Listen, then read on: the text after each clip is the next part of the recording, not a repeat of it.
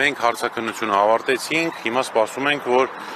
քննչականը դատարան ներկայացնի կալանքի վերաբերյալ միջնորդություն։ Հիմա կսպասենք հենց միջնորդությունը կներկայացնեն, արդեն կալանավորման հարցի շուրջ քննությունը դատարանում կլինի։ Այսինքն միակ ելքը փաստացի կալանքն է։ Այս բանին հա, իրենք ձերբակալել են հենց կալանավորման նպատակով եւ բնականաբար միջնորդություն կներկայացնեն կալանավորման համար։ Ինչ որ տեղեկություններ են տարածվում Ալեն Սիմոնյանի պահանջների վերաբերյալ 2 միլիոն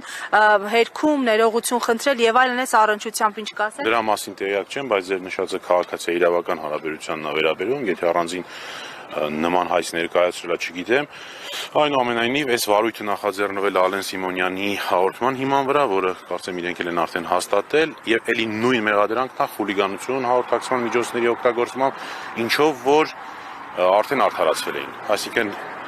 էլի մի հաղորդման ընթացքում կամ մի դեպքում նաև Facebook-յան գրառման էլի մեղադրում են խուլիգանություն կատարելու մեջ, ինչով որ ինչպես ասեցի նախորդ անգամ արդարացվել էր։ Ընդ որում ամենահետաքրքիրը որ դատախազը էլի նույնն է, այսինքն այն դատախազը, որ դատարանում եկավ մեղադրանքը պաշտպանեց եւ ըստ էության պարտվեց։ Ավետյանը, հա, հիմա պարոն Ավետյանը նորից մեղադրանք է հարուցել։ Պարոն Բաբյան, հասկանալի է, ձևակերպումների շրջանակը արդեն հայտնի է, կա ինչ ձևակերպումներից է խուլիգանությունը այսպես ենթադրվել իշխանությունների կողմից։ Որոշակի արտահայտություններ կան, որը համարել են խուլիգանական։ Կոնկրետ որ հաղորդման վերջին հարցազրույցի հետ կապված էր կա ինչ որ ամսի 10-ի, եթե չեմ սխալվում, նոյեմբերի 10-ի հաղորդման մասին է, եթե չեմ սխալվում,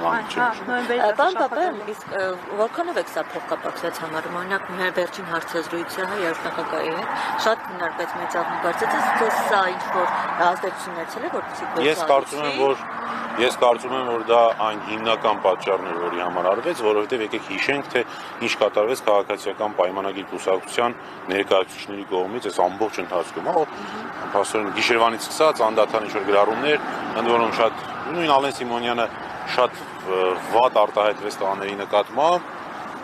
հետաքրքիր որ քննչական օրինակ այդտեղ չի տեսել հանցակազմ, այդ վիրավորանքի մեջ կամ նաև դա ես կամ եթե այս դեպքում մենք ունենք խուլիգանություն, այն դեպքում էլ գուցե դիտարկենք խուլիգանություն։ Չէ, միանշանակ, նայեք Ժորժ ջան, իրենք նաև ինտերակցություններով արգրավել են անտիֆեյքի ամբողջ գույքը, տեխնիկական միջոցները։ Չգիտեմ ավարտել են թե չէ, ես այնտեղ չեմ եղել, բայց արդեն այդ ամբողջը Ռուբեն Մելիքյանն հաստատեց, որ ամբողջությամբ դրանք արգրավել են։ Հետևաբար սա ակնհայտ է, որ լրատվամիջոցով փակելուն ուղղված գործողություն է, լրացնելուն ուղղված գործողություն։ Ներողություն, անցյալ նախորդ գործով չկարողացան, ինչ որ պատճառներով կամ խելքները չգիտեմ, վատ իմաստով խելքները։ Հիմա դες գնացել են այդ ամբողջ փակելու ճանապարհը։ Պարոն Բաբյան, իհարկե ամենևին չխուրախոսելով, հա, վիրավորական արտահայտություններ, բայց մենք տեսնում ենք, որ նույն թեկուզ հենց падգամավորների կողմից իշխանական թևի կամ իշխանամետ այսպես բլոգերների կողմից շատ վիրավորական հայտարարություններ հնչում են, թե հոգևորականների հասցեներին, թե ընդդիմադիրների հասցեին, բայց սրանք այսպես աչք է փակվում, այսպես մնում են, հա, հիմա այս երկակի ստանդարտների մասին ինչ կասեք, ոնց է ստացվում, որ մի դեպքում այսպես հետևողական են իրավապահները գնում են հետևից մի քիչ Շատ պարզ, մի դեպքում դա Նիկոլ Փաշինյանի համար է արվում կամ ուղիղ իր հրահանգով արվում, մի դեպքում դա ընդդիմադիր հայացքներ ունեցող քաղաքացիների կողմից արվում։ Խտրականությունը հենց այնց է լինում, այլ կերպ չի լինում։ Պարոն Բաբյան, մենք այն ժամանակ էլ պնդել ենք, որ այդ արարքներում չկա խուլիգանություն հանցակազմը, եւ դա հաստատվել է առնվազն Առաջինացյանի դատարանի կողմից,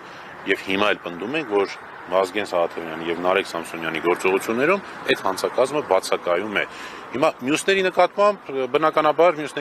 ոչինչ չեն անելու, որովհետեւ դրանք հենց Նիկոլ Փաշինյանի հանձնարարությունն են կատարում։ Պարոն Բաբյան, տեղեկացանք, որ առավոտից թե ձեզ, թե պարոն Մելիքյանին խոչընդոտում էին մուտք գործել Սաղաթելյանի տուն,